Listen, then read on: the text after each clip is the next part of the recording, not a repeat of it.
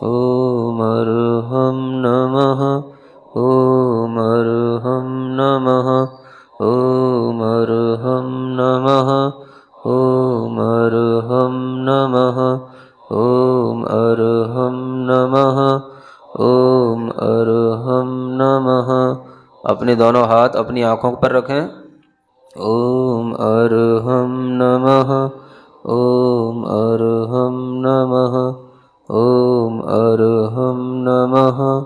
ॐ अर्हं नमः। ॐ अर्हं नमः। ॐ अर्हं नमः। ॐ अर्हं नमः। ॐ अर्हं नमः। ॐ अर्हं नमः। ॐ अर्हं नमः। ॐ अर्हं नमः। ॐ अर्हं नमः। ॐ अर्हं नमः। ॐ अर्हं नमः। ॐ अर्हं नमः। ॐ अर्हं नमः। ॐ अर्हं नमः। धीरे धीरे अपनी आंखें खोलें।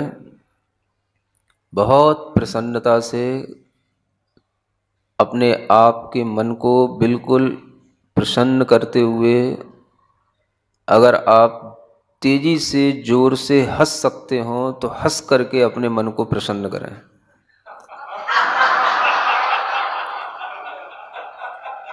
मन को प्रसन्न बनाएं और अपने आप से वायदा करें, मैं जीवन में आनंद के साथ जीऊंगा। मैं जीवन में आनंद के साथ जीऊंगा। 9 बार बोलना है, 2 बार बोल चुके हो, 7 बार और बोलो। बोलो, मैं जीवन में, हाँ, मैं अपने जीवन में आनंद के साथ,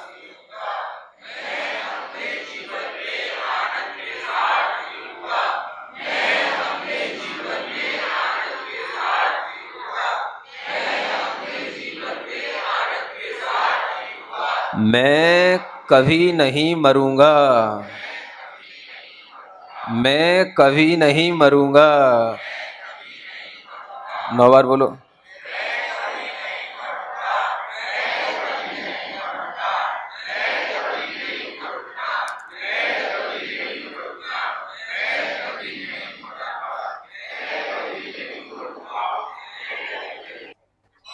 अगर इतनी प्रक्रिया रोजाना आप करोगे तो आपको डिप्रेशन नहीं होगा।